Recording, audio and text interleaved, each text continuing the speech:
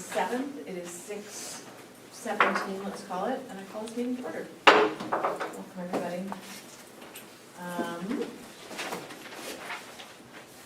There we go. Great. I guess I'd like to call for an approval of the agenda. Would anyone like to? Chair, I'd like to let the board know that we made a small amendment to the consent agenda. Initially, there was, in the consent agenda, there was an approval of an overnight trip for 5th grade camp. I think back in 2019 or 20, the board approved a different policy where overnight trips to camp do not require board approval. And so it just was mistakenly put in there. We pulled it out. I'll be approving it for sure. So move forward, so it's not any, it's just more of a procedural, keeping things tight on that end. So. Great. Would anyone like to approve the agenda as amended? I would like to motion to approve the agenda as amended. Can I get a second? Second. Thank you. All those in favor? Aye. Any opposed? Great. I just wanted to make mention that Dr. McSheedy is recovering from an illness, so his voice is understandably very low and quiet tonight. He is doing the best that he can, and we are grateful that he is able to be here at all. I am going to read a little something tonight for my land acknowledgement. I was fortunate enough to go with a friend and district colleague to hear a phenomenal speaker recently, a woman named Norma Wong, who is a Zen practitioner, a woman of mixed indigenous Chinese and Native Hawaiian descent. It's a real gift to be in her presence and listen to her wisdom. And she talks a lot about the Hawaiian notion of, or principle of kuleana, which is around sort of mutual stewardship of land. And so I'm going to read something from her website. While there are many variations of how the relationship would be described, different names, different aspects of the earth that would be described depending on the place of those humans, the central principles of the relationship as described in the written and chronicled were remarkably similar. Why wouldn't they be? Though situated throughout the earth, humans were observing and learning from the earth and the universe. There were innumerable cautionary tales of what happened when the right relationship was ignored. Tales of famine, drought, disappearing fish. Nonetheless, humans' belief and acceptance of relationship with the earth and the universe slowly abated over the eons of time, giving way to constructs of ownership, property, hierarchy of culture and science, and hierarchy of values and rights. But not for all. For some humans are the descendants of humans who did not stop learning and practicing, did not forget, and continue to think about the land and universe at the center in relationship to the past, the present, and the future. We call these humans indigenous. For the indigenous peoples, as it was for the earliest humans, one of the principles governing the right relationship between humans and the earth is the principle of mutual stewardship. Simply put, the humans of a given place would, in relationship to each other, care for and support that place so that the place can care for and support the humans.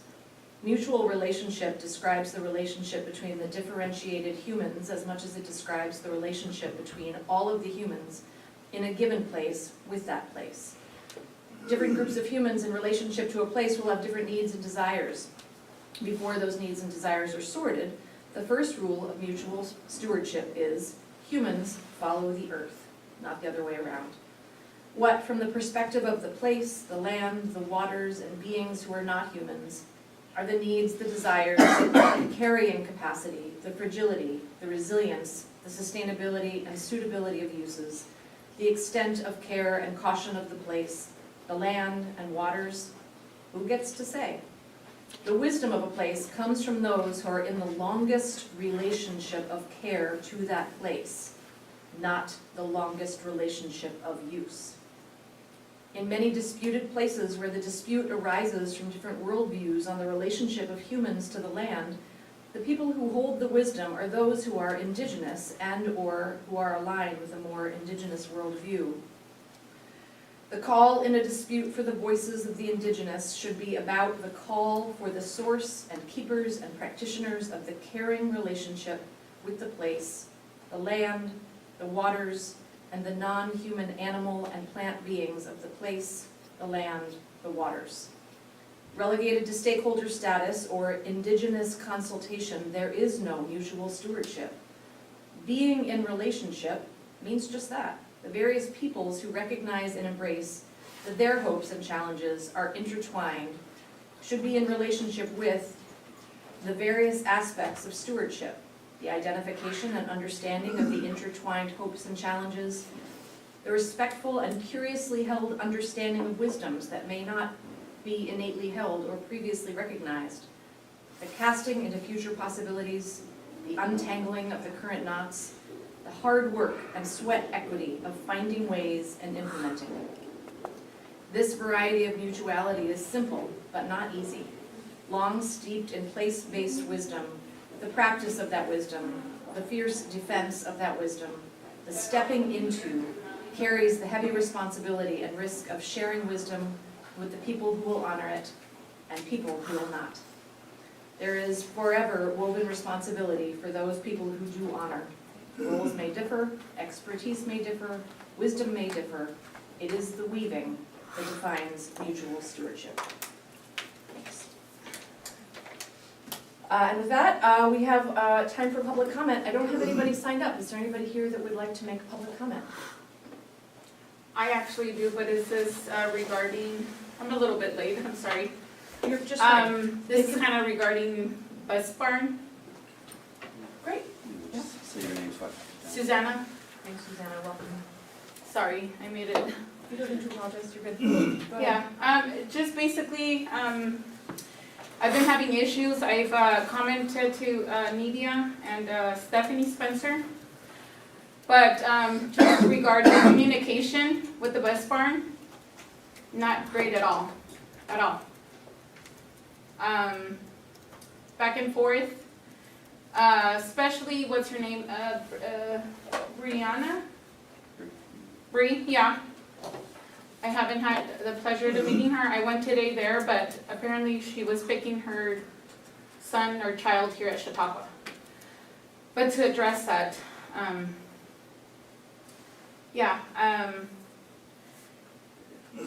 I think they're confusing kids. And now another question, well, not a question, but now it's a question. Do the kids that go in McMurray have to be having an assigned paper or saying that they can take another bus? Because what I understood, it was never a thing. I know it's for Chautauqua, but not for McMurray or the high schoolers. But my son had got a citation previously, supposedly, and now the second citation was because he was not allowed to hop on bus 3 when I specifically told him to meet me in town. And that was a citation because he was not allowed to get on the bus. Because he normally doesn't ride bus 3. He rides bus 8. And Susanna, just question, your son is at McMurray, is At that what you're McMurray, saying? and I have 3 kids here at Chautauqua. Mhm. My son literally all week has been taking the Chautauqua bus because he's been catching up on his homework. So he rides the, the 350 from Chautauqua. But the one that I'm having issues is the one from McMurray. Okay. Citation-wise then. They're good to write citations, but when they need to communicate with the parents, if the bus is not coming through or whatever, they don't say anything. And the last time I called, they said, oh, well, we let, the schools know. It's their job to, to inform the parents. So I don't know where that kind of leads, and this is the reason kind of I'm here. Superintendent McShavey will follow up with you. I should have said at the start, this is my fault, and this is not just about tonight. Around public comment, we as a rule, I know Martha asked a clarifying question, but as a rule, we are here to listen and not necessarily to engage in dialogue. It isn't because we don't take your concerns seriously or that we're not listening. We appreciate you bringing them to us. Generally, public comment is an opportunity for us to hear from the community. As appropriate, folks will follow up. but we are not able, because of the nature of the Open Public Meeting Act, which I'm sure everyone Yeah, finds yeah, yeah. riveting, to engage in dialogue at this time, but we do And take your the only concerns reason and why I'm bringing it up here is because I feel like I haven't been heard, and this is not the first, the second, the third time. So this is, if you can, speak to Stephanie, yeah, she knows kind of where I'm coming from, and like, I've kind of had enough, honestly. And sorry for Do you the, have her contact her? Great, okay. Yeah. Thank you. Appreciate you coming. yes. Anybody else for public comment at this time? Yeah. I'd just like to provide myself and give spoken testimony about VASH Act, which I know is on the agenda, if that's fine. I'm the co-president. I co-founded the club this year with my friend. We wanted to have some sort of political organizing in the Vashon High School community, and so we founded the club to bring students together. Right now we have somewhere between 16 and 22 at our most coming to each club meeting, and we've had, today was our 14th meeting, I'm pretty sure, and every week we talk about the news and go down things. We've been planning all sorts of different actions. We attended a protest a while ago as sort of like it was like 5 people, but it was like, our first action. We're planning a field trip right now to Olympia, and also a fundraiser for a few charities in the region. And generally our goal is to connect with local politicians, educate our school and our community around us about local politics and politics in general, and to get ourselves organized and in action. Thanks, Jackie. Anyone else? All right, so this time we're going to move on to the consent agenda. Can I get a motion to approve the consent agenda as written? Motion to approve. Thank you. Seconded. Thank you. All those in favor? Aye. Any opposed? Great, the consent agenda passes as written. Great, moving on to the superintendent report. Wish we had a mic, but It's gonna be fine. everyone just lean in. Congratulations, Jackie, your club has been approved. So we bring back the good news. 2 quick updates. I shared some information earlier with the board through email, but we'll make it public now. We'll send something out tomorrow in our Good News Friday pre-spring break message to families. Due to the diligence of Tori Gateman and our 2 program managers for the Food Services Department, Eileen Burke and Sarah Hunziker, we are now past the 30% threshold required for free breakfast and lunch at Chautauqua. The really kind of frosting on this lovely baked cake, to keep the food metaphors going, are that we will not have to do this process for 2 more years. So that'll be extended forward. So that's really good news for our kids. The second part of the good news, at least just for our point of sale folks, is that students here at Chautauqua won't need PIN numbers. So that's a significant lift off of the shoulders of our food service staff, who, if you can imagine, kids do a great job, believe it or not, with their PIN numbers, absolutely, but it's probably a nice perk. I met with Washington State Ferry's planning team yesterday for about an hour and a half, where they were reviewing myself and Amy Dreyer from Vashon for Ferries Action. I'd probably not have their groups. There's, I think, 2 or 3 different ferry groups around town, but Amy Dreyer and Justin Irish? Hirsch. Huh? Hirsch? Hirsch, yeah, Justin Hirsch. Joined myself and members of the Washington State Ferry team to give us an overview of the 3-boat plan. The 3-boat plan will start on June 30th. I was mildly interested, not concerned, but interested that if they, the governor said that he was going to restore a 3-boat ferry service, and it was going to happen in June. I was like, well, what if it happens on June 5th where we have this, weird shift in times, I think our commuter parents and families would be, would adapt just fine, but it's not till June 30th. No, that means, what we have heard is that that service will then continue into the fall. They're asking us questions, essentially, that would they prefer a more, more boats sailing, but there might be a month, at month intervals in a season where they might have to go down to a two-boat because of some circumstance. Or would they rather a two-boat schedule for an entire season and no changes? So kind of, there's some compromise between reliability and then the number of boats. So those were the kinds of conversations and contemplations. But what they called the district, well, they had a fancy name for it, but they're prioritizing school start, and bell schedules and hazmat service. So those are two priority, two kind of priority groups for the Washington secretaries. If they go to the three-boat, we did hear that they were going to rejigger the three-boat schedule. So it would be the three-boat schedule that we had after they took action on the triangle route some time ago. The three-boat route was only in service for about a little less than a year. I could probably be wrong on that. So what that means for us is that they'll continue with the two-boat for this year. We can anticipate a three-boat for next year.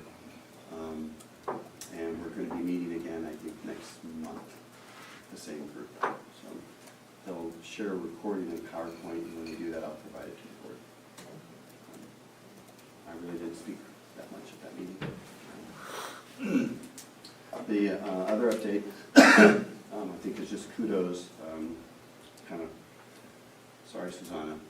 This is about First Student, our bus, our transportation program. Every year they get audited by the Washington State Patrol. They have 2 or 3 kind of surprise audits during the year, and then 1 formal inspection. And so Melissa Gerard, the site coordinator for First Student, shared earlier the good news that they passed their site inspection by 100%. So they'll get a report to me, and I'll share that also with the board. I didn't add in the board docs because I didn't want to add another document to the agenda. I'll share it with you, where you'll be able to see kind of the nature of that report.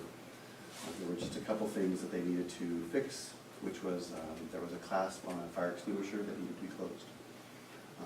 And then there was a dash light that needed to be fixed. So, good news for First Student Transportation. And since I've been here, that's been the record. It has always been 100% pass for them. So, and upcoming events. Something's happening next week. No, nothing's happening next week for students. Students are going to take the week off, except for those probably in some competitions. But then we'll come back. And the message to staff, for tomorrow has been that we've done a really great job in this kind of 6-week interim time between midwinter break and spring break. So that's where we kind of power pack a lot of learning. And when we come back in April is when we start to ask students to show what they know. There'll be assessments that happen kind of in April and May. So that'll be kind of the happenings. But April 10th we'll have our board meeting. April 27th, April 24th we'll have our second board meeting in April. And that's typically when I forecast out. Thank you very much. Thanks. Our lone but highly capable student representative. We're on our way out for us.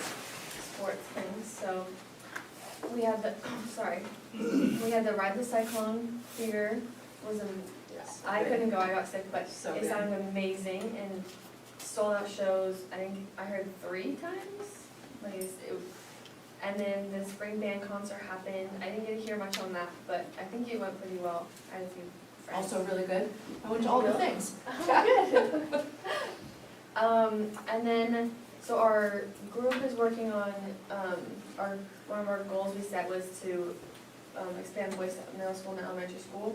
And so me and Oscar and our team went actually today to talk to the elementary school, and some classrooms didn't know we were coming, so it was a little surprise for them, but my classroom did, and I got a bunch of feedback already, so I'm super excited to kind of look over, we gave them a survey, so I'm excited to look over the survey and hear back.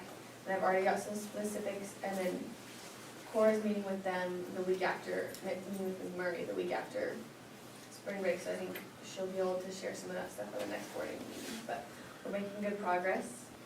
And spring break's next week, and everyone's really excited, you can feel it. But, that's all for the students. We wish Oscar the best tonight, and Cora as well. Sorry, excuse me, I thought it would go longer, so that's why Efficient. yeah. Our monthly budget report, Cassie, the floor is yours. Let's start with January. Okay. So January was our 5th month of operation this fiscal year. Just kind of looking over, we've got our general fund revenues and expenditures there, and then we kind of scroll down and look a little bit more at our little bulleted items. I want to point out that January is the first the first month that our revenue is based on our actual AAFTE rather than budgeted, so we see that switch there. Our fund balance is higher compared to this month in the prior year. Revenues are slightly lower and expenditures are slightly higher compared to January of last year. Our expenditures are 0.69% less than our normalized projection of 42%, but they are higher than last year by 1.84% or approximately $500,000. When we're looking at capital projects, our revenues are lower than the prior year based on tax collection. We have our transfer of tech expenditures and salaries that are in process that will be posted in March. There are no expenditures to report. Our debt services fund is performing as expected. In ASB, our revenue is lower and expenditures are higher than the same month last year. GoFan reconciliation is complete and credit card revenue reconciliation is in process. And for transportation vehicle fund, our fund is performing as expected. And then if we kind of scroll through, we see our enrollment and our budget status report. Really nothing groundbreaking there, performing as expected. And then if you go to the first section of our comptroller's report, there's a couple of reconciliation items that we have in the month of January. 2 of them are in our general fund. Peter loves the budget status report just as much as I do. Okay, there we go. Which page is that? Yeah, so we have in our general fund 230, there's a reconciliation item of $66.17. And in our warrants outstanding, there was a county error of $4,385.10. So those, we'll see a little bit of change as we move into February. But if we scroll down to ASB, there was a canceled warrant in our ASB warrant that was not processed by the county, so there is just a little bit of offage of $416.64.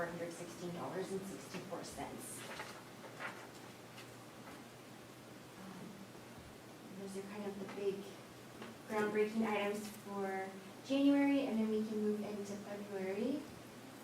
Can I just ask a question, if you don't have the answer right away, that's fine. Sure. You mentioned something about ASB revenues being low and expenditures being a little high, like a small amount, or is Yeah. there something going on? So the credit card revenue is a big part of that. With GoFan, it's all going into ASB, so it's more about moving it kind of out of their general fund and into kind of each like group or club where that revenue goes. So that's done through January, just because that's how far we could get with our bank statements. The credit cards are all mixed in with our general fund, and so we have to go through and do a big match between US Bank, the credit card charges, and kind of what's needs to go into ASB, so it's a lot longer process and it requires a lot more investigative work, so it's just taking quite a bit longer. Once we can establish a good standard operating procedure, that will move to a monthly reconciliation, so it will happen. So I would expect this time next year, we'll see that those revenues and expenditures start to even out a lot because we'll be matching them as they're coming in, rather than having to wait and do it in a big lump sum. Yeah, of course. Yeah. Thank you for this, is fantastic. Okay. On the third page in here, it points to enrollment data, and I had also, in the opening, we approved the consent agenda, but I had gone through that enrollment data there, and I just noted a number of points, but the crux of it is in the monthly enrollment chart there, with a significant drop between 2022, 2023, and 2023, 2024, but also looking at what's happening now, and I'm wondering if y'all have talked about that, given how much of our funding is dependent on enrollment. And I don't know, Slade, is it possible to see the monthly enrollment chart? I'm looking at it. No, but I My mean, screen. oh, Peter, sorry. Okay, sorry. I was thinking back to the room over there. I know, no, I get it. You were on the right document, Peter, this was page 3 on that document, Oh, the one sorry. you were on before. Yeah, this doc, I think. So to go- Yeah, that one too. Yeah, right, yes, Yeah. just a Keep little going bit up, smidge up. We can Show see the part of graph. the chart, but, Show the graph. right, yes, Oh, this thank one. you, yes. Thanks, Peter. And I know, and we've talked about it before, all, you know, how challenging it is to address those different factors, but given that it's such a foundational part of the budget, I just am wondering if y'all have been talking about this or looking at it and. Well, we do get the enrollment report every month once that count is done. I don't think that we're seeing anything that would warrant like an extra discussion. If that has happened, I haven't been involved, but I'm not aware of it. I think January can be a little bit tricky, and Amy can correct me if I'm off here. Sometimes we see a little bit of movement after winter break with students, and then we also are seeing the change in the semester, so I think especially at the high school level, there can be an impact with running start. So that can account for some of it. But we do look at it closely, and that's, you know, why we're projecting for a lower number of enrollment next year, just because we know that with the way trends are, that enrollment is going down and not up. I don't know if that fully answers your question, but if you want something more detailed, certainly send it to me and I can dig into it a little bit. Mhm.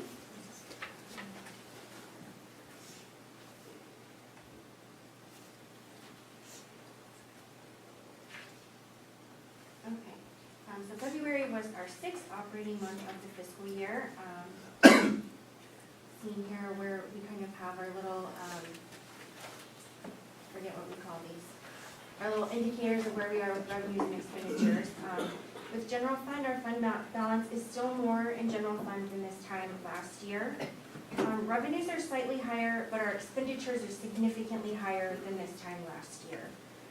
With expenditures, we're at 50.22%, which is 1.22% more than the normalized projection, which is 49%.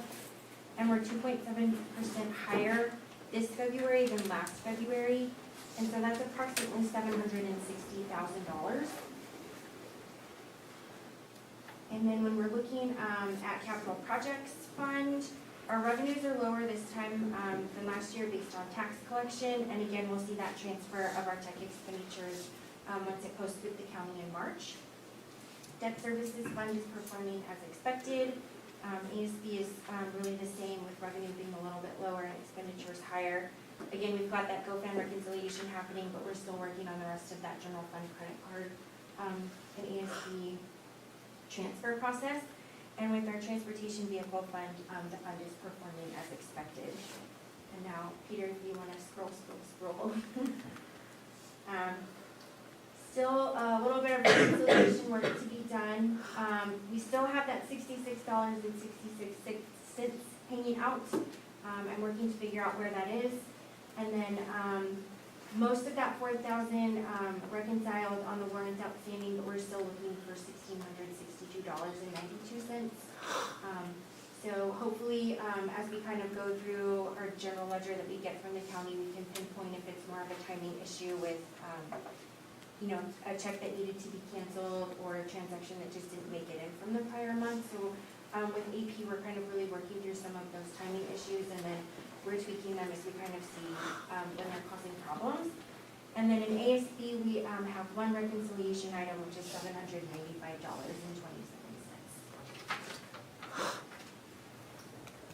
And that is February financials. Yeah. You were talking about the 2% higher from last February, and 760,000 feels like a lot to me. Yes. And so I guess what I'm wondering is, what is the ripple out effect from here to the end of the year? Yeah, so I'm definitely keeping a very close eye on our cash flow, and we're really watching expenditures. It is definitely something that's a little bit alarming. I think from year to year, we still don't really have all of that data to figure out kind of what a normalized month of accounts payable expenditures look like. So that's something that we're watching really closely. I'm running all of our cash flow numbers before we kind of do our mid-month and end-of-month payouts with our warrants, just to make sure that we're not gonna run into any problems. Kelly Murphy has done an amazing job of really catching us up on a lot of stuff since she came on board in December. So I think we're really at a point now where we're seeing that there were some accounts that we were really behind on that are now being caught up. And a lot of that includes transportation costs, which are pretty significant. So I'm hoping that as we work our way through the rest of the fiscal year, that we'll really see that start to stabilize. We're also hoping to do a little bit of analytical work just to see kind of what's a really more normal amount for us to see for transportation and utilities in particular, because we have some other things that we pay out that are at certain points of the year where we know it's going to be a little bit higher. But we also know that our lower apportionment months are coming up, so we're really trying to be extra diligent as we work through all of those warrants going out, but really watching our purchases as they're coming through our workflow as well. Can I ask you used an expression a couple minutes ago, and I think it was normalized month of expenditures. So that's when we kind of do the dividing of what does the month look like across the 12 months. So if we're, like the normalized expenditure, we're saying that we would rather see that we were at 49% of expenditures rather than 50.22%, because we're expending a little bit faster than if we were kind of doing it across the board a little more evenly. So we've accelerated a little bit. I think that we'll probably do a general fund spending deadline of the end of April, so that messaging I am planning to send out tomorrow. But that will help us, one, to just get all of those expenditures in and done. That will help us also with our fund balance projection for the end of the year and make sure nothing unexpected happens. So hopefully kind of once all of that spending takes place, we'll see it start to even out so that we're falling in line with that normalized projection rather than being above it. Do we have historical data on what that looked like last year at the same time? Like, are there expenses that just come up that would come up every year that would make it not? Yeah, it's a little hard for me to speak to that just because I wasn't here at this time last year.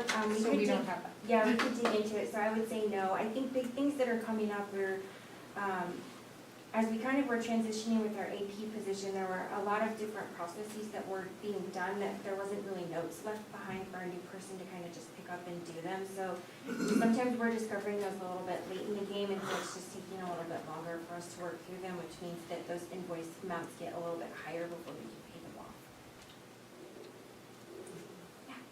Last question. Mm-hmm. In conversations about the upcoming year and budget and looking at that and looking at that goal of the in-fund balance at 27.5%, et cetera. In my estimation, you may be wrong, if I'm taking the data that you've just provided, that could have a significant impact on that. Is that, I'm not saying that that's probable, I'm just, it's possible that if we continue to track, because we would be pulling from that income balance. Right, you're saying if we don't kind of get our spending in line, it might have an impact on our ending fund balance. So I would say yes. I think that right now we have enough kind of checks and balances in place that we would be able to stop something if, you know, it's gonna go through. So I think, again, we're being really diligent. We're thinking through kind of what this looks like, especially knowing those lower apportionment months are coming up, which will also be helpful for us to kind of have that spending deadline at the end of April. So, I will keep you posted as we get into March. I think it's gonna take a little bit for us to really understand what our AP, looks like from month to month. And Justin has kind of said it before, there just isn't really good data for us to use because it feels like it's all over the place where it's either really low or really high. And so we see these months where probably there was a lot of stuff that didn't get paid, and then you see it kind of went into the next month, and now we're kind of stabilizing a little bit, but I think there were a few things, like I said, we had a lot of transportation invoices that were outstanding, and those were really big. So I think once we get on a cadence of paying those monthly, I think we'll start to see that stabilize a lot. And then I think we'll all feel a lot better. Yeah. Yeah, of course. Can I just give a quick audit update? Okay, Yes, please. yes, sorry, because I know everyone is just riveted by the audit. We're definitely like really just in the thick of it. There's been a huge influx of requests this week because Jim wants to make sure that they're keeping busy while we're out for spring break. So I'm working really hard to get all of his requests from this weekend by the end of day tomorrow. I think that they'll be closing up kind of the nutrition services portion shortly. They feel pretty satisfied with that, so that's good. We've got that check mark going. They're working through our accountability audit, finishing up some of the work with financials, but they're gonna start doing some testing for special education compliance, which I think will hopefully go pretty quickly. So we're definitely on track, and the goal is to be done before the end of April. Just wanted to let you all know that it's going well and we're moving along as expected. Done? I would really love that. That would be Yes, I think exciting. so. You mentioned at the end of April in our entrance meeting, I think we're on track to do that, so just trying to be really responsive and get things in within a day or two, so that way they can kind of go through it and then ask follow-up questions, and that way we're not just dragging it out longer than it needs to. Yeah. Great. Next up, the planning update for 25-26. Dr. Sheedy, Cassie again, Amy. So, some of you may remember the board will be presented with a full budget document, most likely in May, so we're still tracking on that. It's our intent to, every board meeting subsequent to that, we will provide you with some information that you'll see in that board, in that final document. So two of the docs here are pretty straightforward docs. It's an organization chart that we keep in this document, just showing, it's kind of a nice artifact if you were to look over time. But then Peter, if you go to the taxes, it's probably more.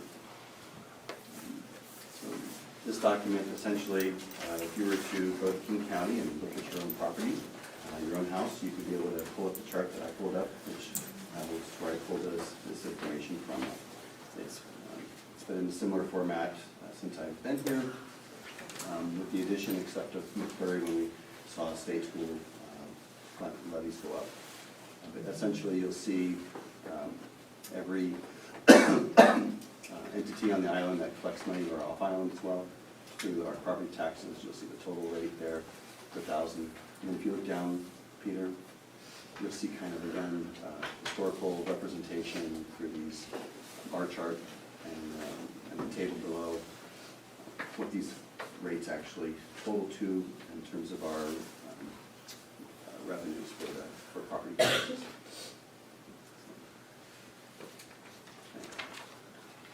The next document I'll let Cassie. So this is just a briefing of projected revenues and expenditures for 25-26. Starting from the top and kind of working our way down, we have our estimated beginning fund balance for 25-26. That will also be our ending fund balance for this year, and that will roll over. The second line is our current budget for this fiscal year. The third line is taking into account what our estimated revenue changes will be for 25-26. Keeping in mind the preliminary number, as we know, the legislature is still in session, and that revenues for school districts is really fluid right now. We did see some preliminary numbers come out this week, but we're still waiting for those to be finalized. But that is information we can provide based on what we know today. So the total projected budget for next year will be just under $31 million. in looking at our MSOCs, that top line there in the second box shows you what our current MSOC budget is for this current fiscal year. We know that there's a lot of things that are going to increase in cost as we move forward. So taking into consideration that we'll have higher costs for insurance, utilities, transportation, contracts, other things that are affected by inflation. We see, infected. We'll see an increase of about $1.4 million for MSOC, and so that will bring our total MSOC budget for next year to just about $6.9 million. For those in the Yes. audience, MSOC stands for Materials, Supplies, Operations Thank you. Cost. I always forget that everybody doesn't always remember. Or we can think of it kind of as non-staffing money, right? When we're looking at the third box, you can see there on the top, we've got the current salary and benefits budget for this fiscal year. The second box there has the step and name changes for our staffing for next year. The third box down accounts for the transfers that we'll do for staffing and costs between our capital projects fund and general fund. And then the box that's blank will kind of be filled in with board determination for our bargaining that's upcoming. And then we'll get to a point where we'll see that total salary and benefits, once it's kind of filled in, it will calculate out. And the big important piece here is that we have our board policy 6022, so we have our estimate there so that we meet that policy with 27.5 days of cash on hand. And then you can see there at the bottom, we've got the amount that's available for financial resources for next year's budget.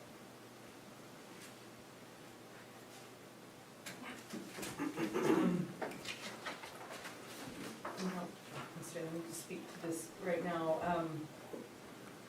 I know I've seen the numbers and I can't recall them right now in terms of the dollars that we receive from federal dollars. Mhm. And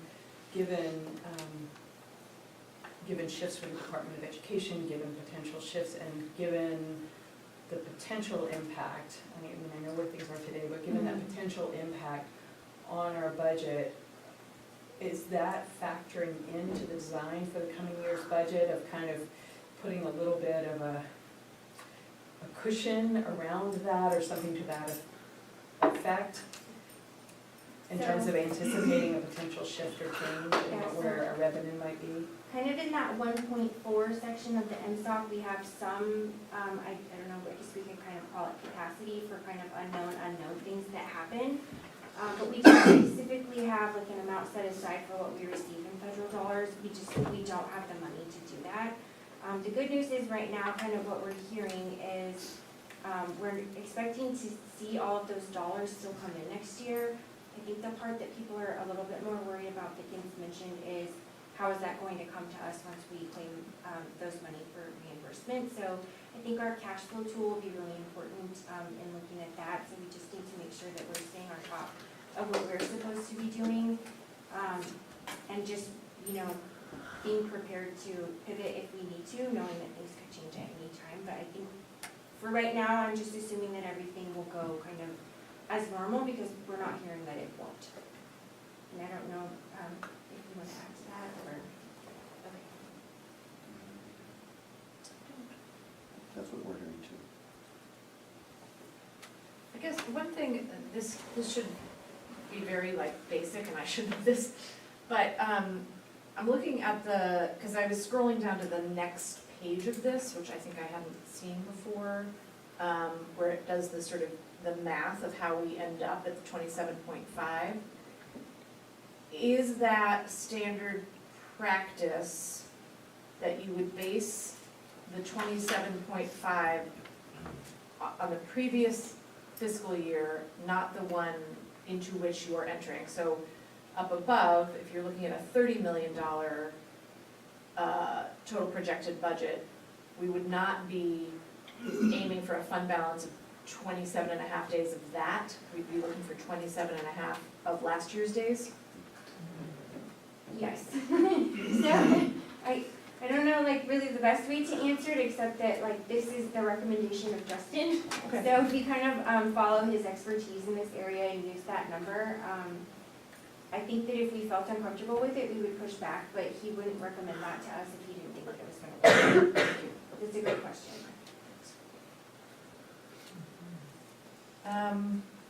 Is there anything else, Amy, that you wanted to add, or we're good? You did a beautiful job and just sat here in my. I don't doubt that, I don't doubt that for a minute. Great, I think then, we can probably let the two of you go, especially Cassie, if you have a vote to count. And Mr. Stanton, welcome. I guess this is your section, you can run it.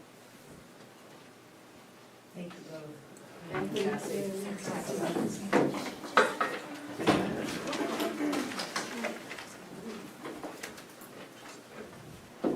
Okay, so this is my sort of annual report to the board about what's going on in the technology department. And of course, this is just sort of a little slice of what we're up to, and it follows sort of the way I've structured it is based on a strategic plan and some of the goals that we had set in that.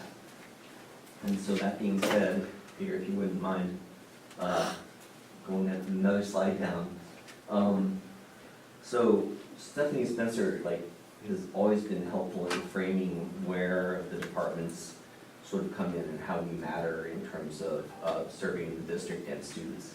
And so I like her emphasis on empowering infrastructure, which is sort of why I drew a little red box around it. So I consider the tech department to be part of that empowering infrastructure, trying to support the teachers and the students here.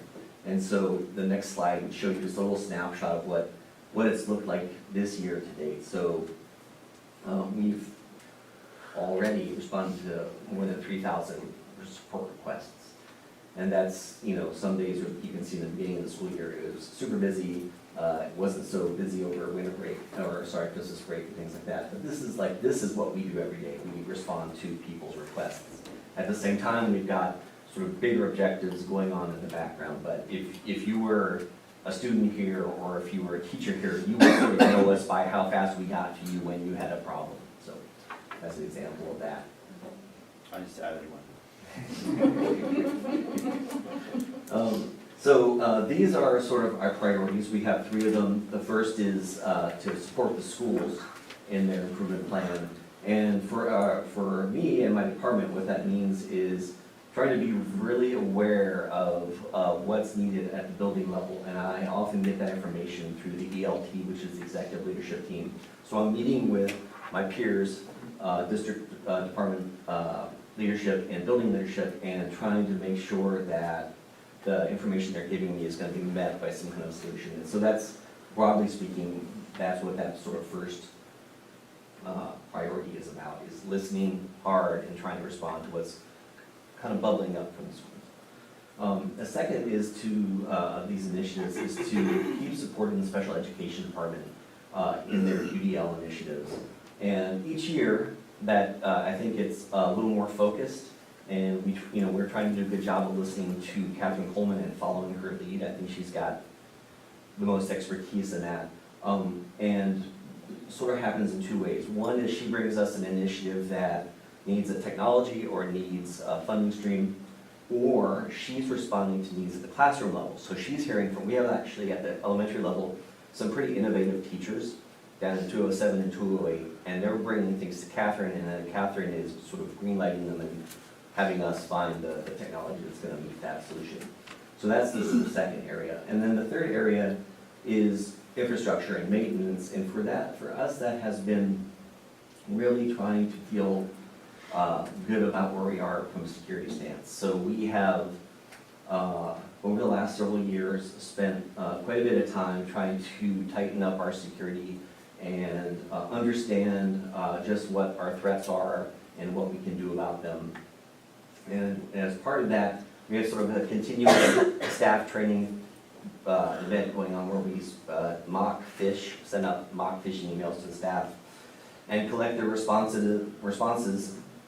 And in a punitive and non-specific way, we make recommendations, we sort of feedback to them and say, hey, here's what happened the last time we did this. Here are some videos specifically about this. So, for example, a couple weeks ago, we sent out some information or a phishing letter that was sort of more widely clicked than usual. And so, our messaging is, you know, first of all, be aware, but second of all, hey, we're in tax season. You can expect that you're going to get some kind of attempt to scam you, whether inside the district or outside the district. So that's an example of where we're trying to sort of specifically raise awareness around something that's going to be very topical over the next month or so. And so we can continue on past that now. Thank you, Peter. And I'm going to get it, here's, we can continue past that slide too, sorry. So these are sort of a little more about, a little detail about how each of those three things happen. And I don't know if it would be useful for me just to sort of read down the list. So what I'll say is, we tried to establish a couple years ago a baseline about what was practice at the time, which was 24 months ago. How did I interact with folks at the building level? How was I listening to them? How often was I seeing them? And then sort of building on that year over year, trying to refine that. So sometimes that meant more meetings. Sometimes we found, actually we're kind of at the right cadence.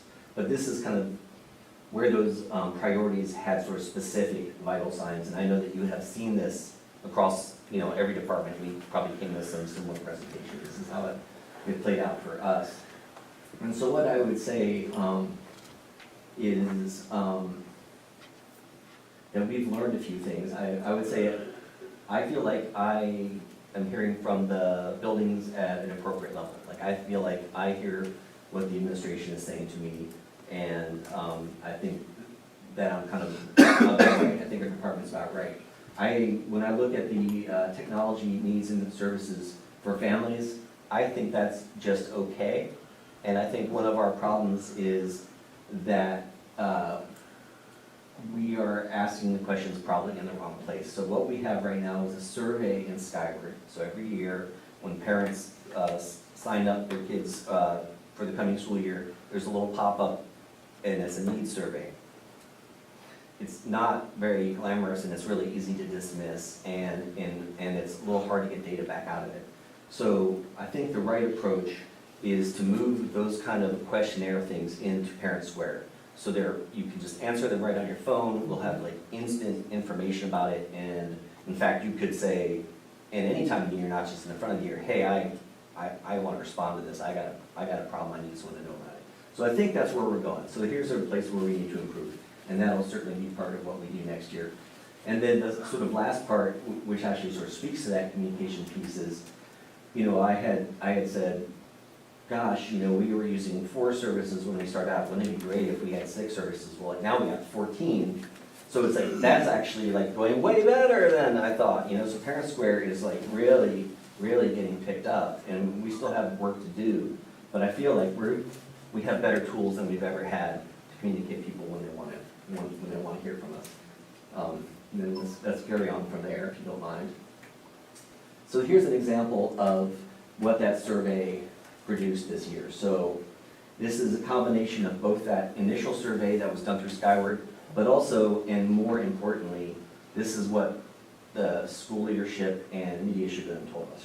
She has been really important, and the school offices have been super important at helping students get hooked up with technology if they don't have it. So on the left, these are students who had no internet at home and needed internet from us. And so we have hotspots, and we provide them for the families that need them, and that kind of rotates. Some families end up getting internet at some point, some folks move away, but it's always kind of hovering sort of around 10 families. And then you can see this is the devices that we provide per school. And you may know that at McMurray and Chautauqua, that's a cart-based model. So every classroom has what we call a CAL, cart on wheels, Chromebooks on wheels. And an interesting artifact of that is if you look at those numbers, there are more Chromebooks than there are kids. And that just has to do with the fact that if we put a cart of 30 units in every room, we end up with more Chromebooks than we have students. And it's just, it's the best way to make sure every room has what they need. And in fact, a few rooms wish they had more than 30, and so we bring in, 34 if we have a class that's kind of bursting. Same thing at Murray. I think I'm a little unsure what our enrollment is this month, but it hovers around 400, I think, if I'm right. Lower, okay. Well, I don't want to be the bearer of bad news, so we'll just say that Murray is another place where it's oversubscribed. So we've done that because the building leadership has requested that Chromebooks not go back and forth with students. We tried that, it was not a win at the middle school level. And when I talked to them, Heard some stories. yeah, right, yeah, so like, there's like a Frisbee thing going on for a while. But, and we've seen that our peer districts, that's really kind of where people are starting to land, is like at the elementary level and the middle level. We provide them in the classroom, they're assigned, they're always there, they're always working, they're always charged. And then at the high school level, students they're more responsible and they can get their Chromebooks back and forth. And probably if I had to think about where most of our repairs are happening, they probably are at high school, right? Because they're getting beat up as they come back and forth. So we spend a fair amount of time trying to bring the Chromebooks back from the dead, replacing screens, replacing keyboards. And there's kind of a lot of work around that. And then this last column is students who, beyond having a Chromebook in the classroom at Murray and elementary level, also needed one at home. So they didn't have enough devices at home to get homework done. And so those families went to the office in the school and said, or went to Nydia and said, I need something at home. And so those are the units that were provided for them. And of course, the high schools all done out of this because everyone got one. So we can carry on past that slide. So this is just another sort of screenshot about Parent Square, that tool, which is, I guess it's 11 out of 14 services are being used. So the features are being picked up and used. And you can see that the most activity is actually between teachers and parents. So those 16,461 direct messages, that's like conversations between parents and classroom teachers. So like, in my mind, this is a huge win. This is like really starting to take off. And then the sort of next biggest number is posts, 1,630. So that is the school district or the school sort of doing a blast to everybody or to some segment of the school. So that's like, hey everybody, we got good news to tell you. So I'm really sort of feeling quite encouraged about this. And what we plan to do is revamp our website this year, which is kind of old, long in the tooth, and doesn't have a lot to do with the way we communicate right now. And so Parent Square and that website are going to be much more closely integrated next year, and the content that's coming through Parent Square will also be sort of simultaneously posted on the website in a much more seamless way, and the statistics that we gather will be more unified, so we will have a even better idea about how we're reaching folks. So we can carry on from there, Peter, thank you. And I just want to sort of just highlight this year over year for the past couple of years, that the app is starting to get more popular. So that took a little bit of time to convince people that they needed yet another app on their phone. But it's kind of climbing, and I've seen a little bit shift in people not wanting SMS messages, like they're sort of like tired of getting texts, I think, at this point. And so the app seems to be like more popular, and getting texted relentlessly is not as cool. So I hope that this continues. We can carry on from here. And then, keep on going. So this is just sort of a description of those, once again, these sort of vital signs. And I meet with Catherine Coleman regularly and sort of take direction from her about where she wants to spend her energy around technology, especially in terms of getting it purchased and into the hands of kids. And when we started this, we had a single funding stream that we used to fund the special education department. And now we have sort of really three. We have one for the technology itself, we have one for training teachers on the use of the technology, and then we have a third which is like called innovation pilots. And innovation pilots is what I use when one of the teachers goes, I have this awesome idea, Catherine's on board, please get this into my hands like today. And we can use the innovation pilots fund to make that happen. And so I hope that that we are doing an even better job than we've done in the past providing assistive tech. And so some of the stuff that we're doing here is we've got software like Words for Life and Google Read and Write. And these are tools that can be used across our platforms. And the idea really is, Catherine's vision is that this isn't like the special software that only some kids get. It's like the software that any kid can use and feel comfortable with in our district to assist them in their learning. And so it's, I think that's the universal part of this, like each student should feel comfortable and find these tools available if they want to use them. And then, if we can go on to the next slide here. This, I guess the last thing I should say, just to kind of give some flowers to everybody, is that Stephanie Spencer and Catherine have been working with Laura Gray and a bunch of other folks to provide other kinds of assistive technology that we haven't had before. So we have 80 new touch Chromebook units in grades K1. So for students who are sort of still like not ready for a keyboard, we've got much more technology to provide for them. We've got translation pens that we check out to students. We've got one of the initiatives I had this year was to bring in, I'm sort of forgetting the name of the it's not Berlitz learning, but it's like, it's sort of for MLL students to help support them in their sort of learning process. And it's, you've all used it, but it's not Berlitz. Anyway, there's been a number of things that we've done around software and accessibility that I'm feeling good about. So finally, here we are at security. And so all I really have to tell you is that this is like the ongoing thing that I guess will never end, which is a sad state of affairs, but it is the state of affairs that we have. And so every year, we take part in an audit through CISA, which is part of the Department of Homeland Security. And that audit is a self-assessment that we practice year over year and then look and use that to kind of define what we're going to work on project-wise each year. So like, we get a score at the end of this assessment and we go like, oh, that's the place where we need to spend our energy this year. And we have, we're really lucky. One of the folks in my department, Laura and Gallegos, went to school for information technology and security.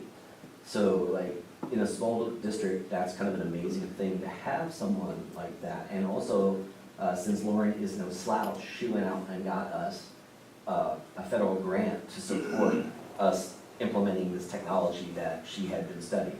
And so Lauren and Thane, who is our applications developer, have put in a next generation logging and monitoring system that really gives us a level of awareness that we didn't have before. And that's a project that happened this year. And you know, they're still trying to teach me how to use it, but it's pretty amazing. And we'll continue to do this. So that came out, I guess the point is, it came out of that self-assessment. The self-assessment said, like, you know, you've got these technologies, but you don't have a single pane of glass that you can respond to these things. And if you were trying to provide forensic evidence to the FBI that said, where did this thing start and how deep is it? You don't have the tool that can data mine to do that. So that's what this tool was a place that we can go to kind of get that forensic information. So next slide, please. And I guess all that is a pretty picture of the National Security, Cybersecurity Review, but that's what I was just sort of talking about. I guess the thing to say here is beyond just the self-assessment, we participate in the K-12 working group, which is a national working group run by CISA. Our staff trains at CISA trainings throughout the year, and we monitor 24/7, 365 security channels dedicated to state and local government. So like every single day, the first thing I do when I wake up is I go and look at those. And every day when Jerry comes in, the first thing he goes and he reads down the list of accounts created in our district and makes sure that there are no new administrators since last night, you know, so it's really on our minds. Okay, next slide. See if I want to say anything about this. This is just sort of some more details about what we added this year. We added that next generation security monitoring tool, and we did that with the support of the state and the local cyber security grant. And I guess the last thing to say about that is, well, I don't know if there'll ever be any more of those, but we got in right before there weren't gonna be any more, and I feel lucky about that. We've added additional data loss protection tools, so that means if data is getting shared outside of our district that looks like it is sensitive, it will be stopped at our border, and then I will pick up a phone and I will call the person and say, did you mean to do this? Is this really the thing you wanted to do? And then if yes, that was really it, then we'll let it go. But we're much more aware of the sort of boundary lines between us and the internet. We've added additional email encryption tools for staff handling sensitive data. So if you were handling student health records, or you were a special education teacher, a counselor, all of your sort of transmissions where the information was specific and sensitive about that student, it would be doubly encrypted. It would be both encrypted on our network, but it would also be encrypted in the email itself. So you'd run an encryption tool on the email so that there was really much less chance that it's going to end up in the wrong hands. And I think I won't say anything more about that. And then we're sort of in the process of working with the facilities department and Stephanie Acevedo to put more security cameras in. And so we've been working with facilities and I guess, once again, responding to the folks at the building level to add some video intercoms at each of the schools. And so over the spring break, what we'll be doing is working with contractors to pull cables, and we'll be working with facilities to mount the video intercoms. And once all the parts come in, we'll add automatic locks on the doors so that the stance at the other school that we're in high school will be quite similar here at Chautauqua. Whereas, you know, if you come in the day at Chautauqua, doors are locked and you buzz in. And we have a picture of you, and we know who, you know, we are looking at you before we're letting you in the doors. That's what's going to be happening at McMurray in the high school. And thank you. Yeah, and then this is just a graphic from that phishing campaign. And it just sort of shows you what we see on the sort of reporting side of that when all the sort of clicks are clicked or not clicked. And then, as I sort of mentioned, we then try to provide some tech tidbits that are tailored to the thing that just happened to help people think about not being the person that clicked it the next time, whoever you might be. So I think that's it, by golly. And I'm happy to take questions. Thank you. Any questions? I have a couple of questions. Some of this may be not my shop, and that's fine. At some point, there's something called cumulative. Is that a thing that's going to replace Skyward? And what is the current timeline on that? February 26th. In the middle of school year? Right before the semester change. I think you know the answer to this. You said something early on about some innovation happening in this building in room 207 and 208. Is that what you meant with like the translation pens and the? Well, I was curious what that yeah, meant. specifically, I don't know if translation pens are being used in that room, but so I'm trying to remember that teacher's name, who's it's actually, she's in 209 now. It's either Mom or Yeah, so- Blinking. Yeah, so I'm blanking on her name. But let's just say, Oh, that's good. Metzger, Genevieve Metzger is all over it. Like, she is super,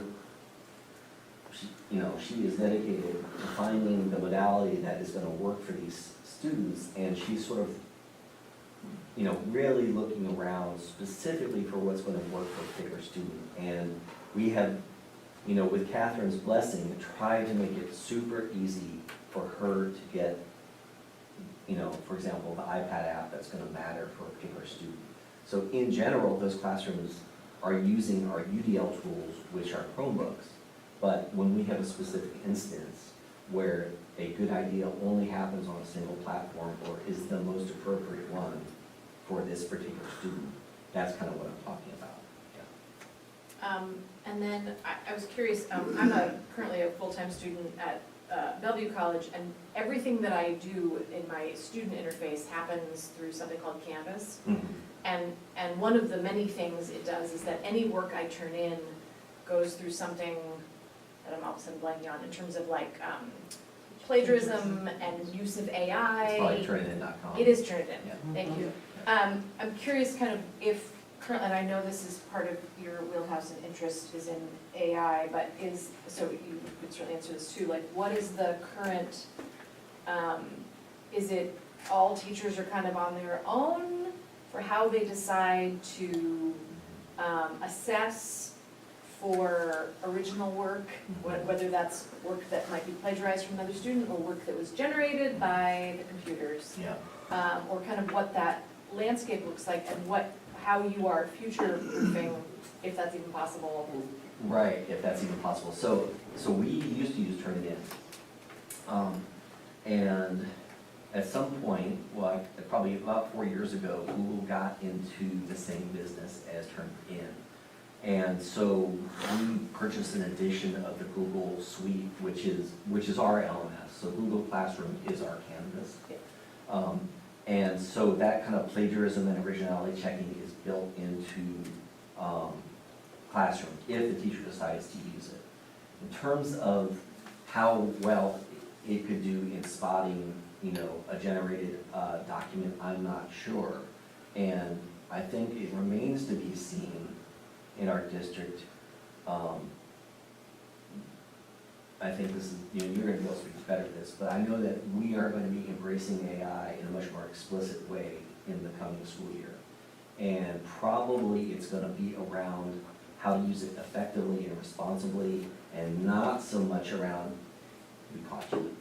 You know, so that means, I think, for the teaching staff, and now I'm kind of out of my depth here, that they are gonna be trying to use AI in a way that isn't about sort of like just generating content. You know, we're gonna be trying to use it in an exploratory way. And it's a pretty interesting topic, actually. I went, checked out a university recently, and it was a music class, and part of the prompt was, go ask, you know, I think they were using ChatGPT, you know, take this, put those ideas in, get a summary, and then we're gonna come back and we're gonna do something with that in music class. And it's sort of, it was a different approach than we had been using, which was much more like whack-a-mole. You know, maybe it's more appropriate at the college level. I mean, I'd be kind of interested here. I mean, like, what are they doing at Bellevue? Well, just one of the things that some teachers have decided Turnitin is insufficient and Yeah. they've been running things through at least a secondary, if not a tertiary Yeah, filter yeah, to try and pick up, yeah, you know, work that was, and we've been told explicitly, don't use it, but. yeah. It's a deep question because, you know, it is gonna be Oracle, right? And we are so willing to let someone else do our thinking for us, that if this is gonna be a tool that doesn't make us dumber, we're gonna have to think about how to use it, you know, just differently than taking its word for everything. We're gonna have to, you know, there's gonna have to be some deep thinking here for sure. Are you, at some point you kind of nodded, is there anything that you would say as a student in terms of your experience with either the Google one or what your classmates are saying, or, and you could say, Yeah. I'm not ready for that conversation. Well, I know with the Google Classroom one, it goes through both, like, if you plagiarize and AI checks, even Grammarly is now classified as like, that Grammarly like suggests people were flagged for that and stuff, and people have been just, I know my friend got flagged for her own writing, it's just so academic sounding that she got flagged, so it seems very thorough. And And I also would like encourage us to be more open-minded about using AI in the classroom, because I personally, like, I don't use it to cheat, obviously, but, but I have used it to, like, in like outside research, just being confused by a topic, and then it, like, quick summaries, or like, just completely outside of school, used it to like send an email or something, and those are, like, just in that is really helpful, and I would encourage us to like incorporate it more into the classroom, because there is a lot of benefits, and I know kids are finding ways around it, like, around the like the checking it, so just, and like, crazy ways I've heard kids using it, and so it's like, I don't know, I feel like we could use it to be something really cool. I think you're right. I mean, I think it's gonna be evolving, you know, I think that the way we use it next year is not gonna be the way we think about it this year, and I think that's gonna change year over year. Thanks for all that. A different question, lots of thoughts on AI part, but you were talking about security, and then you were talking about the video security, and one of the things that's come up in conversations with different parent groups in terms of concerns about safety and mental health, and some of the hypothetical places on campuses where there might be concerns, like bathrooms, things like that. And so, in looking at technology, I know we have the vape sensors, but there's sensors out there that will sense the number of people in the space, so they, you know, sense the occupancy. They also sense kind of shifts in noise levels. They have, you know, so they address the vaping aggression. There's a way to speak for emergency, like just help, or to elevate voices and all that. And then a number of school districts have utilized that and seen bullying go down significantly, and seen hypothetical drug use go down. And I'm wondering, have we looked into things like that? And what I liked about these, I will say, is that they front and center acknowledge the privacy concerns, and so what they have created are things that don't violate that sense of privacy. Yeah, so I guess I'd say yes and no. And so the technology we deploy, especially the newer versions of it, can do things like that. So we can know when a crowd is formed. We can, of course, we can do the vape sensing where those things are located. I don't know specifically if we could react to crowd noise or something like that. And but you have things that send alerts, like for example, if occupancy is excessive, it sends alerts? no, it doesn't. So it could. That's not the way we use it now. And so, and I think that I would take my direction from, you know, leadership on that. If they felt like we have a problem at, you know, at school that we think we could solve with this technology, then we would sort of look at that from that perspective. And the cameras are very capable. We don't do everything that they can do, for sure. I have one last question. Yeah. What do you need from us? I mean, I look at the grants, which are phenomenal, and what you're doing, which is phenomenal, and so I'm kind of left wondering, are there things that would be helpful for us? I don't have a specific ask right now. I feel like we asked, and the board and the community responded last year when when the community voted to raise the levy. And that's gonna give us the capacity to do some of the projects that might have only happened in a bond situation before. So for example, right now, we are looking hard at replacing the display technology in the classroom, which is pretty long in the tooth. And that's one of the things that this levy money could go towards. And so I feel like we asked and we got the answer, which was, we're here to support you. So we feel pretty good right now. Thanks, John. Yeah. Thanks for coming. Yeah. Thank you.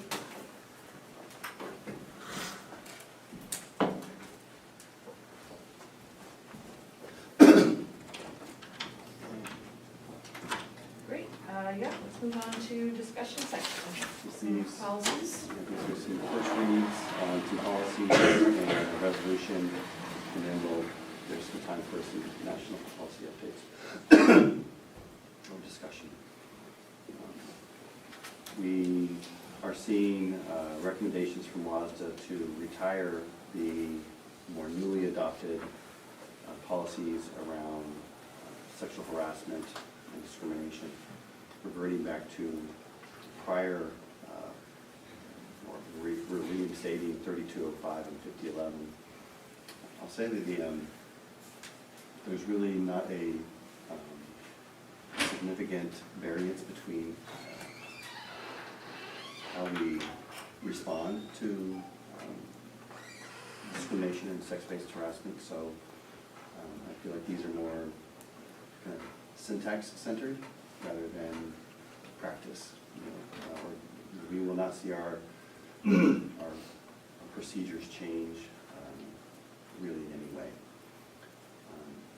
And so this could change in the next administration as well.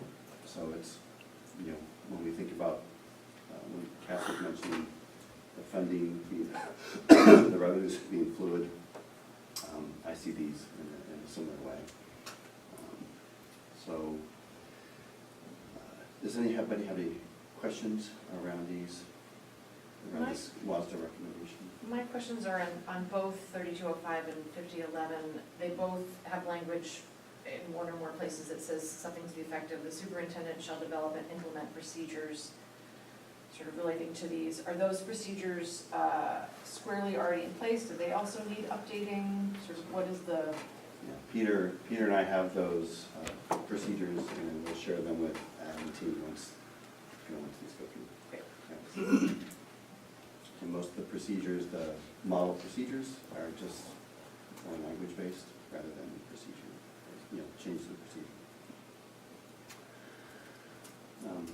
Resolution 820, and so this happens every 3 years, where we submit to OSPI a permission for them to grant us to count our days, to waive the 180-day instruction day requirement, based around the fact that we have conferences. So they'll count those as days of instruction. So they'll basically count towards our meeting our annual requirement. So the board sees that as the first read. We do that every 3 years. Does Vashon have, so this is kind of not super related, but does Vashon High School have conferences? Because I heard the ninth graders were having conferences, and then I keep seeing conference stuff, but I haven't heard anything about that. So the high school has not had conferences since I've been here. It's not that they've never had conferences, but since I've been here, they haven't. And what Mr. Erickson is doing is piloting a ninth grade, basically student-led conference model, something similar that happens at the middle school, which we just saw last week.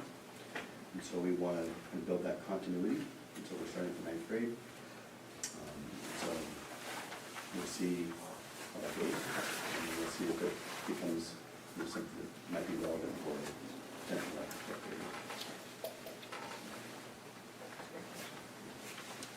Mine's just a clarification, and I think you said this, so the counting those conference days towards teaching days is what has been standard? Is that, so this is not a shift? Right. What is shifting is that we're including days for the high school. In its capacity, it doesn't mean that, that these are kind of foregone conclusions. I would say, yes, probably at the elementary, this has been part of our past practice, but we're building capacity at the high school now.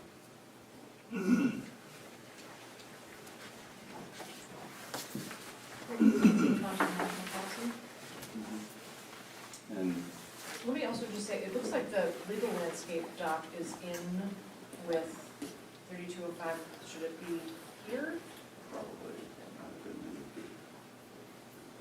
There's a doc that looks like it's related. yes. This is just the last, Oh, right, sorry, sorry. explanation was like, well, not a one pager, 4 pager. We wanted to provide the board the essentially the direction from WAS to retire those policies and reinstate the former policies.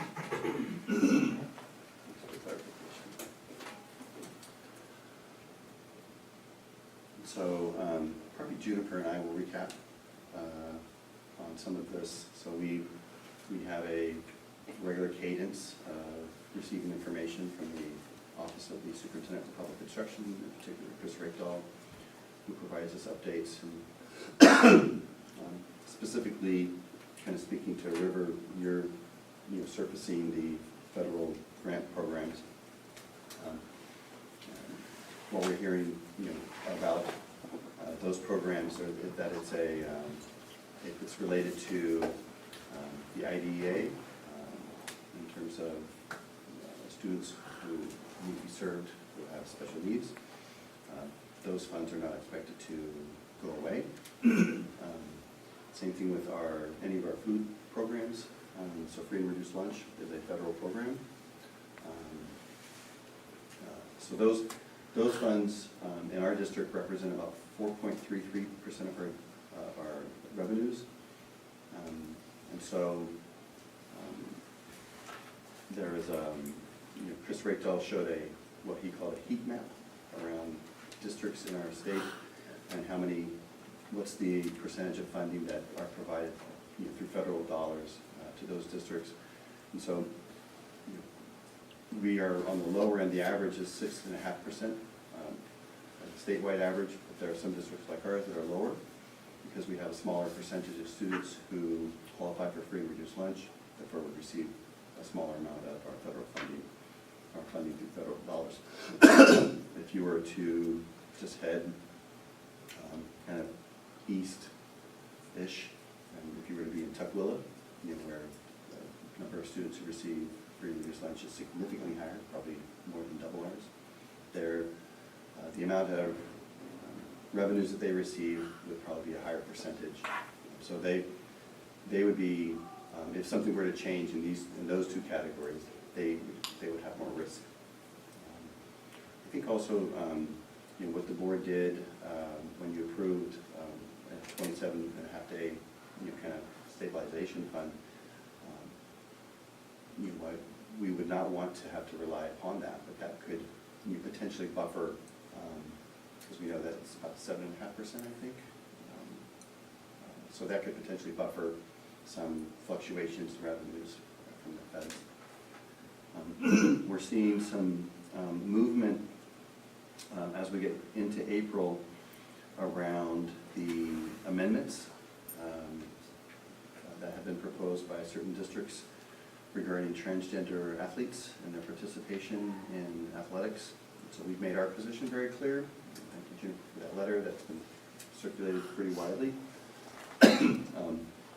WIA representatives, I was out on Friday, so I didn't get to go to my superintendent's meeting, but Mick Hoffman, who's the head of WIA, presented at that meeting and shared information that they are affirming that those two amendments are no one can say for sure because they haven't been put through the rigor of a court system, but they're confident in affirming that those amendments are more likely than not in violation of our state laws. Again, it doesn't prevent, because of the amendment process that WIA has, it doesn't prevent people from submitting amendments. He shared, and I'll share that with y'all. I didn't do that. Basically, 4 slides on how they're governed in terms of where the districts are, what we belong to, so that you can kind of see how the voting system operates around those amendments. But we are pretty clear about our position, and Pierce County and King County superintendents are all very clearly against those amendments, and will continue to voice that opposition. The public schools. Right, the public schools. Yeah. Other things that you may want to share, or if anybody else has questions, I'm happy to shine light on. This is just the second monthly webinar that I've attended now that State Superintendent Reichdahl conducts and makes available to governance and leadership members. And it's really, I find him both very clear-eyed about the realities of what we're facing, and also very clear-eyed about who we are in Washington, not just in this like squishy values way, but also just about the law. And I think we are incredibly well positioned, particularly Bob Ferguson has gone up against the Trump administration in the past and is well positioned, and they had a long view of what the Project 2025 sort of outlined going in. All of the resources that they make available on these webinars are pretty much instantly publicly available. You know, I've heard a little bit of, you know, worry like, oh, do I need to worry about this sign in my classroom affirming, you know, all children of all the constellation of genders are welcome here. Like, that is not a thing we want anyone in this district to be worrying about. We want to support all children.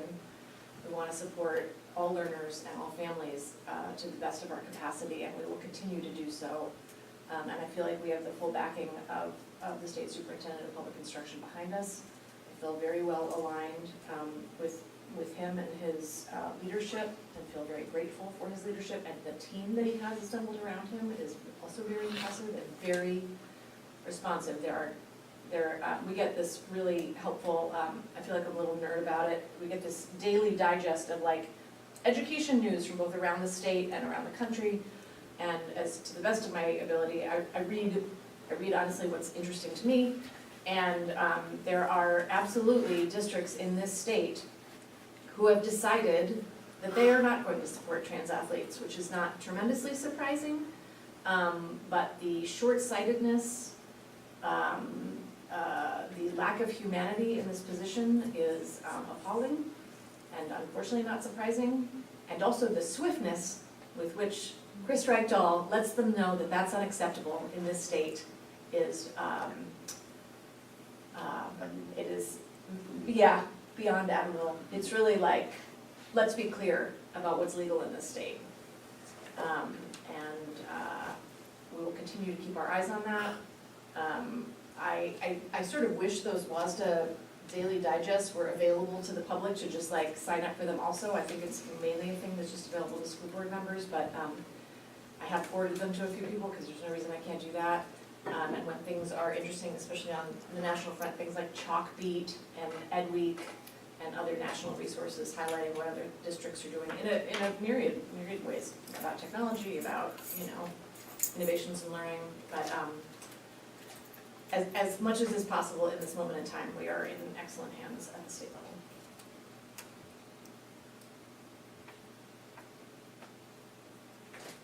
Okay, we have a second opportunity for public comment.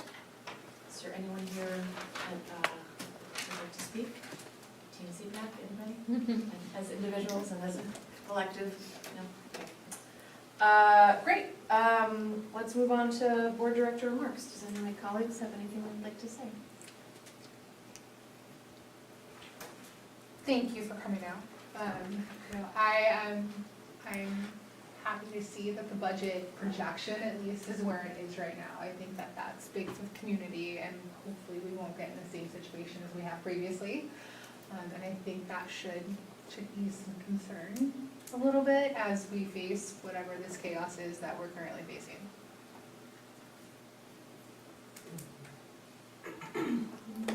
Thank you for coming. Thank you to our families at home and our children, partners.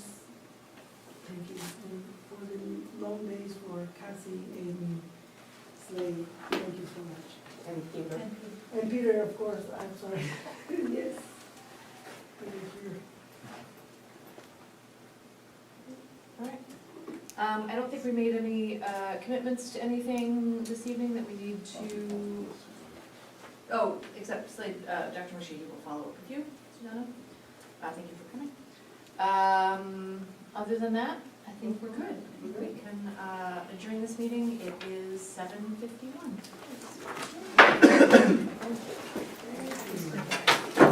hour early. Oh,